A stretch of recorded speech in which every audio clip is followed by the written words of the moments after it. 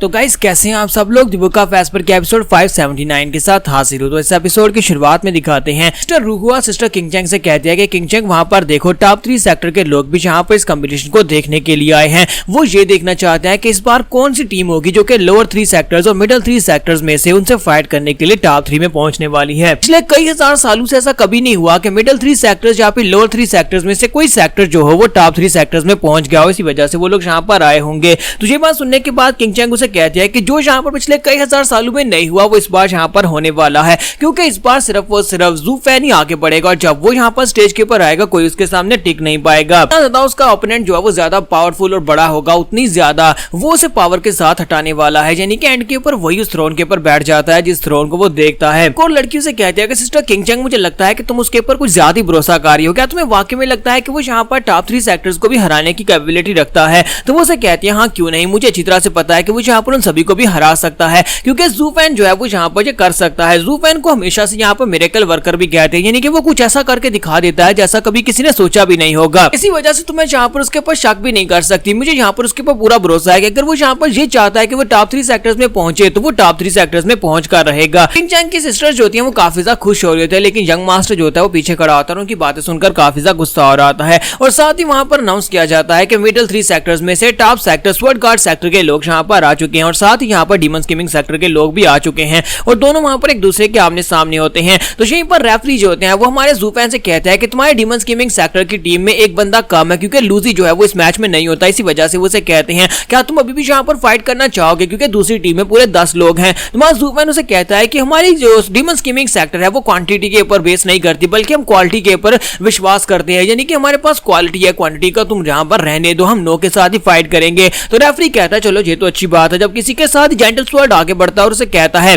Zoo fan please मुझे माफ करना, हम लोग कभी भी यहाँ पर ऐसा नहीं चाहते कि तुम्हारे पास एक मेंबर कम हो और हम लोग यहाँ पर 10 लोग तुम्हारे पर मिलकर अटैक करें, क्योंकि इससे तो यहाँ पर हमारी इंसल्ट होने वाली है। लेकिन हम तुम्हारे बारे में अच्छी तरह से जानते हैं, जिस तरह से तुम्हारे बारे में यहाँ पर हाइप किया गया है कि तुम यहाँ पर एक बहुत ही महान और एक बहुत ही बड़े मॉन्स्टर हो, तो मुझे लगता है कि हम यहाँ पर अगर एक अपने मेंबर को कम कर देते हैं तो फिर हमें डिसएडवांटेज होगा। इसी वजह से मैं अपने पूरे 10 मेंबर्स को लेकर अंदर जाऊंगा। तुम्हारा ज़ू फैन उसकी बात सुनने के बाद कहता है हाँ क्यों नहीं, तुम जैसे ठीक समझो वैसे करो। और साथ ही वो सोच रहा था कि वेन टाओ ये वाकई में एक बहुत ही होशियार और चालाक लोमड़ी की तरह है, इसने यहाँ पर बातों बातों में मुझे यहाँ पर बातें सुना दी हैं। इसके बारे में ठीक ही कहते हैं कि इसका ब्लेड भी इसकी जुबान की तरह ही तेज है। तो रेफरी उन लोगों से कहते हैं कि अब जबकि दोनों साइड इस बात के लिए एग्री कर चुके हैं तो फिर ठीक है तुम लोग यहाँ पर अंदर इंटर हो सकते हो। इसी के साथ उनके लिए पोर्टल ओपन किया जाता है और कहा जाता है कि ठीक है तुम लोग अंदर इंटर हो सकते हो। तो यहाँ पर फिर से वहीं पर स्क्वाड मैचेस होने वाले हैं। तो इसी के साथ ही दोनों टीम्स जो होती हैं वहां पर अंदर जाने के लिए रेडी होती हैं। तो ब्रदर वेन टाओ जो होता है यानी जेंटल स्वॉर्ड जो होता है ज़ू फैन से कहता है कि ब्रदर ज़ू पहले आप, तुम्हारा ज़ू फैन कहता है नहीं पहले तुम जाओ। और इसी के साथ ही फिर वो दोनों एक साथ वहां पर से अंदर जाते हैं। तो बाकी के सभी लोग जो होते हैं वो देखकर बहुत ज्यादा हैरान हो रहे होते हैं और कहते हैं कि डीमन स्कीमिंग सेक्टर के लोग इतने बुरे नहीं हैं। हमें यहाँ पर इनके बारे में एक बात पता चली है कि अगर यहाँ पर इनके साथ सच बोलोगे, यानी कि अगर इनके साथ अच्छा करोगे तो ये भी तुम्हारे साथ अच्छा बिहेव करेंगे। अगर यहाँ पर तुम बुरा करोगे, जैसे कि यहाँ पर ह्यूमन ट्रेडिंग सेक्टर के लोगों ने इनके साथ बुरा किया था, तो उनके साथ भी यहाँ पर बुरा हुआ। उनके 9 लोग मारे गए और सिर्फ यंग मास्टर वो भी नंगा यहाँ पर से बाहर निकला था। पर उसको दिखाते हैं कि कॉन्कर भी वहां पर ऊपर खड़ा बहुत ज्यादा गुस्सा हो रहा था और कहता है इन कमीने की हिम्मत कैसी भी यहाँ पर मेरा मजाक उड़ाने की, सभी लोग अब यहाँ पर मेरा मजाक उड़ा रहे हैं। मैं जिंदा तो हूँ लेकिन इसके बावजूद मेरी बहुत ज्यादा इंसल्ट हो गई है। और इसी के साथ उनके पीछे एक मिस्टीरियस बंदा अपीयर होता है जो कि अपना चेहरा नहीं दिखा रहा था। वो उनसे कहता है कि मास्टर की और यंग मास्टर रेन, मैं यहाँ पर तुम लोगों से बात करना चाहता हूँ। मेरे पास मेरे मास्टर की तरफ से एक मैसेज है जो मैं तुम्हारे सेक्टर मास्टर को पहुंचाना चाहता हूँ, तो क्या तुम लोग यहाँ पर मुझसे बात करोगे? और वो दोनों इस बात से काफी ज्यादा हैरान होते हैं और उससे पूछते हैं कि तुम हो कौन? वो आगे से वहां पर डर्टी सी स्माइल दे देता है। तो आपको भी यहाँ पर ये लूजी की तरह का ही दिखाई दे रहा होगा और मुझे लगता है कि ये लूजी ही है, क्योंकि इसके अलावा और कमीना कौन हो सकता है, लूजी ही है ये। ठीक है, साथ ही नेक्स्ट सीन जो होता है अंदर का दिखाया जाता है जहां पर हमारा ज़ू फैन उन लोगों से कहता है कि हम लोग फिर से वही वाली टैग टीम गेम खेलने वाले हैं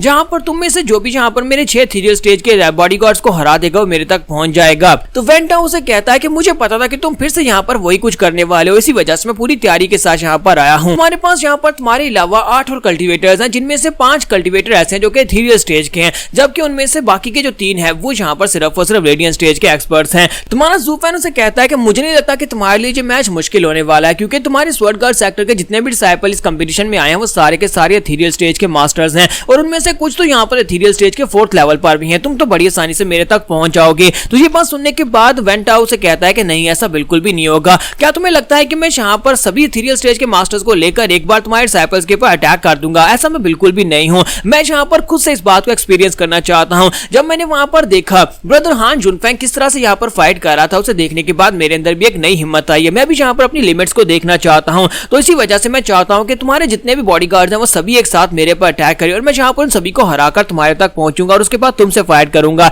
जबकि की चेंगलोंग आगे बढ़ता है और उसे कहता है कि मुझे पता है कि तुम यहाँ पर काफी ज्यादा अच्छे हो, लेकिन तुम यहाँ पर क्या वाकई में 8 के साथ अकेले फाइट करना चाहते हो? क्या तुम्हें लगता है कि तुम हम 8 को हैंडल कर पाओगे? मेरी कल्टीवेशन लेवल इस वक्त सीरियस स्टेज के 3rd लेवल पर है और तुम इस वक्त कल्टीवेशन में 4th लेवल पर हो। क्या तुम्हें लगता है कि तुम इतनी आसानी से मुझे हराकर आगे बढ़ पाओगे? तो वो कहता है हाँ क्यों नहीं, और इसी के साथ ही बड़ी तेजी के साथ उसके ऊपर अटैक करने के लिए आगे बढ़ता है और कहता है मैं तो यहाँ पर सिर्फ उसे वार्म अप करने वाला हूँ, क्योंकि मेरी असली फाइट तो यहाँ पर जू फैन के साथ होगी। तो जैसे वो उसकी तरफ आगे बढ़ रहा था की चेंगलोंग से कहता है कि तुम्हें क्या लगता है कि हम लोग यहाँ पर सिर्फ और सिर्फ शिम्स हैं जो यहाँ पर मार खाने के लिए आए हैं? हम यहाँ पर मार खाकर हारने के लिए तो बिल्कुल भी नहीं है। और इसी के साथ ही वो अपनी सोल को रिलीज करता है। जैसे ही वहां पर अपनी सील सोल को रिलीज करता है तो उसकी सील जो होती है वहां पर उसे उसके ऊपर फेंकता है वेंटाओ के ऊपर। तो जब उसकी सील वेंटाओ के ऊपर गिरने वाली होती है तो वेंटाओ को पहले से पता होता है कि वो सील को रिलीज करेगा। इसी के साथ ही वेंटाओ जल्दी से साइड के ऊपर जंप करता है, फिर साथ ही वो अपनी जेंटल स्वर्ड को निकालता है और उसके साथ वहां पर उस सील के ऊपर कट लगा देता है, उसे सेंटर से 2 हिस्सों में काट देता है। वो अपनी उंगली को ही वहां पर स्वर्ड एनर्जी के साथ यूज कर रहा था, यानी अपनी उंगली को वहां पर स्वर्ड की तरह यूज कर रहा होता है। और इसी के साथ ही जैसे वहां पर सील कटती है तो इसी के साथ ही की चेंगलोंग बहुत ही बुरी तरह जख्मी हो जाता है, वहीं पर ग्राउंड के ऊपर गिर जाता है।